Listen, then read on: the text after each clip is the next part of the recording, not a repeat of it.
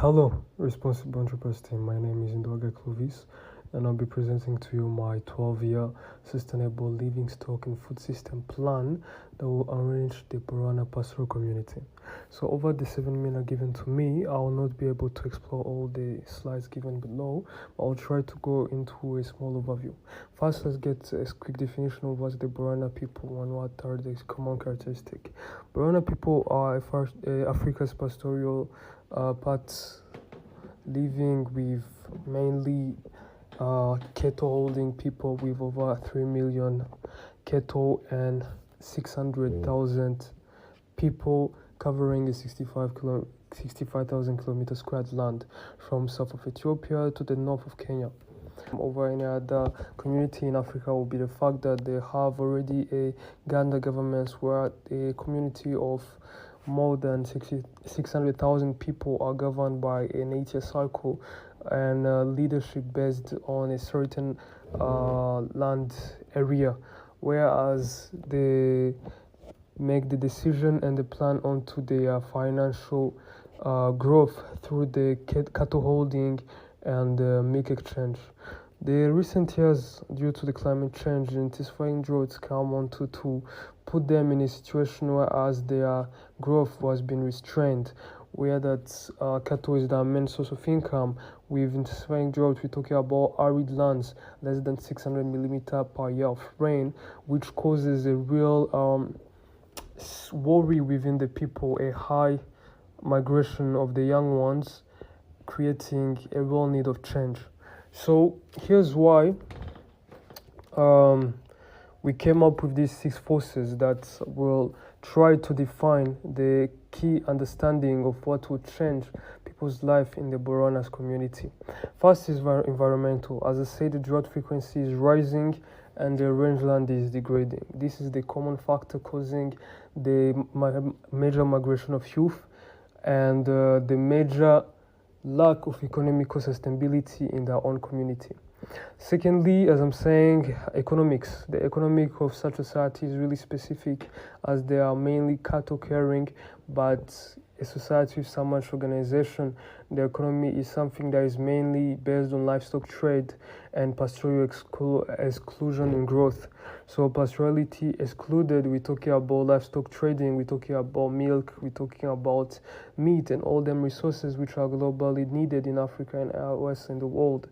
The second thing is technological. As technology rises, they promote the efficiency that we have been missing within our people candid understanding, and which will help us promote a better control over the resources, the few resources that we have. And all these are the small things that will build up to a possible solution. So for a few solutions we thought is a responsible enterprise. These are 3 models we thought of. First in the middle, as you can see, the Gadagari cooperative, a women-led dairy value, which will promote yogurt and ghee branded products, creating a real woman leadership, same as youth inclusion economy. The second one will be the Borana Carbon Collective, a rangeland carbon credit which will verify sequestration and shared revenue. This will be a carbon credit based environment. As I said earlier, the Borana people are people who range from south of Ethiopia up to the north of Kenya. This is around 6,000 kilometers squared of land, and such land is something that have been exploited for the last years. But with a community such as the Borana, which already have been organized in such societal action, having that direction of carbon collective, that will promote so many other aspects rather than just economic. Another factor we've been thinking about is a comparative evaluation matrix. Without going into details, here are we talking about circular economy, how each solution and responsible enterprise proposition will score upon different criteria. We're talking about circular economy, social inclusion, CSR alignment, environmental target, financial sustainability, scalability, and community acceptance. All these are factors that really do create a need for standard that will be within a community already led by elder and already understanding the importance of control. Secondly, a quick stakeholder analysis overview.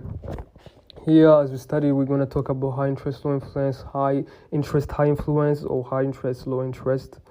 A graph that will showcase how managed closely communities are high interest with low influence, but also a keep satisfied private sector is high interest and high influence within that community.